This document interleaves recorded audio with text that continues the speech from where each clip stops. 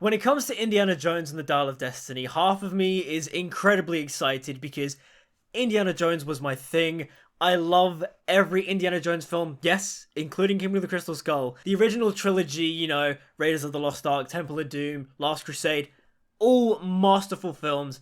And even Kingdom of the Crystal Skull, I love. I mean, Steven Spielberg is the GOAT. Those movies are made to perfection. Like, Indiana Jones was my childhood. I used to watch those movies on repeat all the time. And you know what? I'm gonna defend Kingdom of the Crystal Skull. I love that movie. I watch that movie and I go, it's not that bad. Like, yeah, there are a couple of goofy things. Nuclear fridge explosion thing.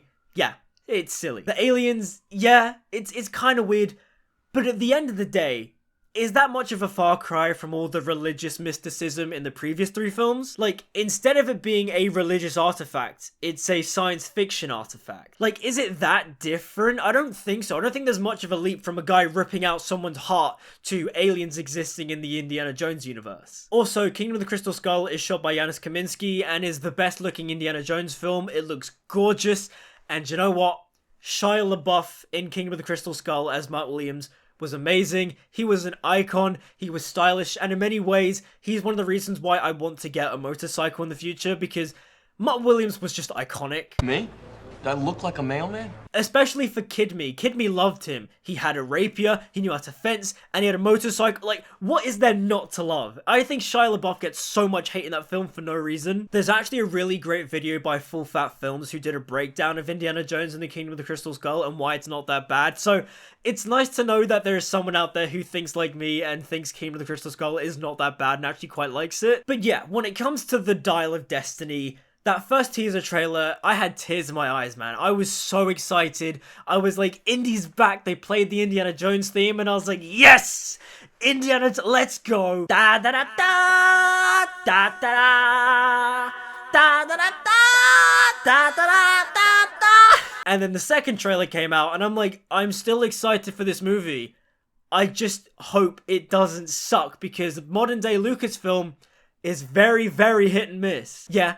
I'm looking at you, Star Wars sequel trilogy, and Mandalorian, and whatever the hell they have ever made. Because in many ways, The Dial of Destiny has a lot of things going for it. James Mangold is directing it. Visually, it looks great and is shot by the same DP as Ford vs. Ferrari. So, it looks good, albeit there's a bit too much CGI, like, even more CGI than in Kingdom of the Crystal Skull. And even then, I think the CGI in Kingdom of the Crystal Skull is overhated. I'm like, yeah, there's a couple of silly CGI moments, but nothing compared to the Dial of Destiny stuff. Like, there's a lot of CGI in this. And I think a lot of it has to do with the face replacements of the stunt doubles doubling in for Harrison Ford, because again, Harrison Ford is like 80 years old. Like, why the hell is he making an Indiana Jones film at 80 years old? You've also got John Williams coming back to score this film, so that's pretty exciting.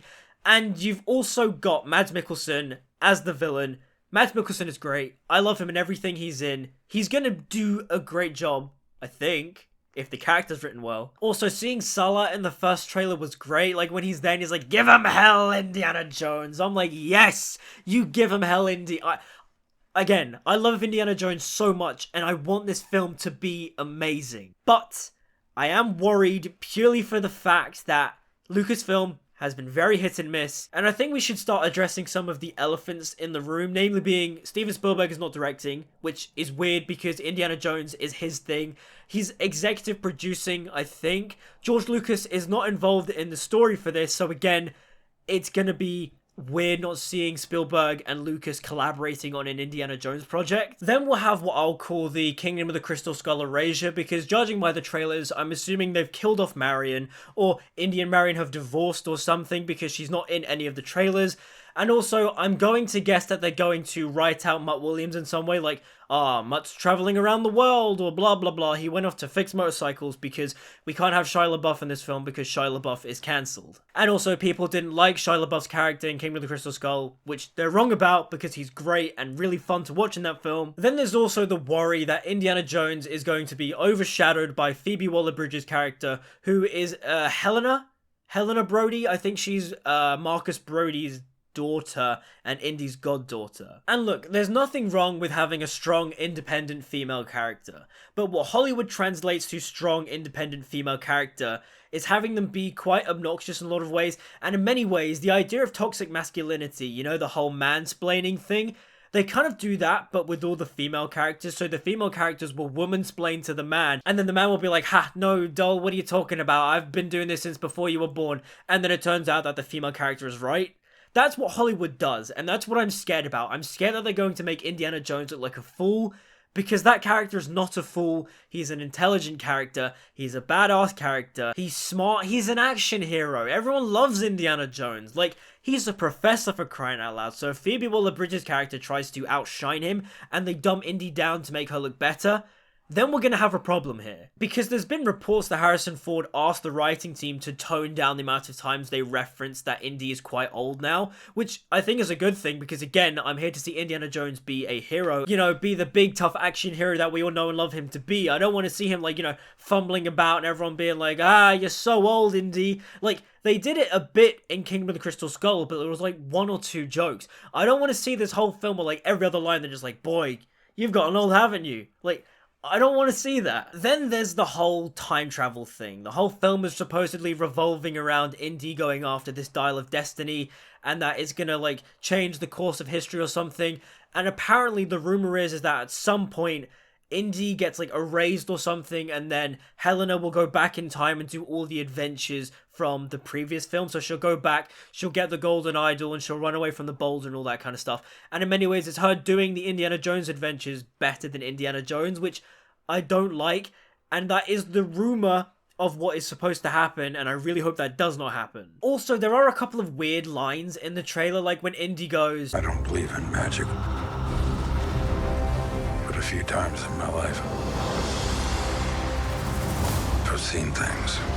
what do you mean you don't believe in magic or spiritual? Huh? Your dad literally got shot and you revived him with the Holy Grail. You saw a man get his heart ripped out by a Indian thuggy priest. You saw aliens. You saw the Ark of the Covenant. What do you mean you don't believe? What a weird line. If that's the level of the quality of writing, I'm gonna be quite concerned, because nah.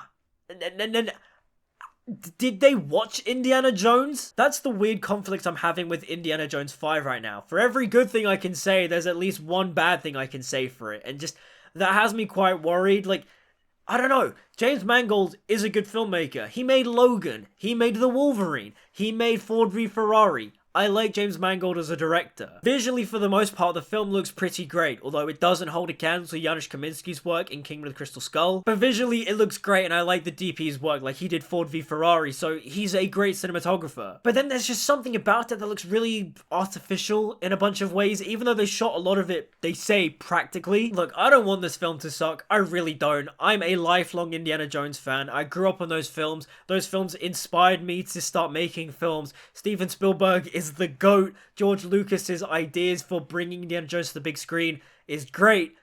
I'm just scared that this movie is gonna be bad. Like, worse than Kingdom of the Crystal Skull, which I really love. Because whilst Kingdom of the Crystal Skull is flawed, it's still a fun adventure film. I love watching it. I love the action set pieces. Also, it's a nice brisk, like, hour 50. It's so quick and to the point. You know, I miss the days when blockbusters weren't like 2 hours and 20 minutes long, where they just feel long-winded and padded out and they go through all the same cliches. Like, because Kingdom of the Crystal Skull is so efficient, there's what, like 4 action set pieces or something, but they all look great. Like, again, that motorcycle chase is so fun and so dynamic. And I'm hoping we get something akin to that in the Dial of Destiny. But knowing this age of Hollywood blockbuster filmmaking, they love making things so much more bigger and CGI heavy, and just, I don't know, I'm worried. Again, like I mentioned earlier, some of the lines they showcased in the trailer just seem a bit odd and weird, and just, I really hope this film is good. But those are just my thoughts on Indiana Jones and the Dial of Destiny. Again, I just want to preface, I don't want this film to fail. In fact, I want this film to surprise me, because half of me is extremely excited and the other half is terrified. I just want a good movie. But those are just my thoughts about Indiana Jones 5 so far. What do you guys think? Do you hope it's good? Do you think it will be good? Let me know in the comments down below. Like, subscribe, follow me on social media, all that good stuff. Until we meet again, I'll see you guys next time. Da da da da da da.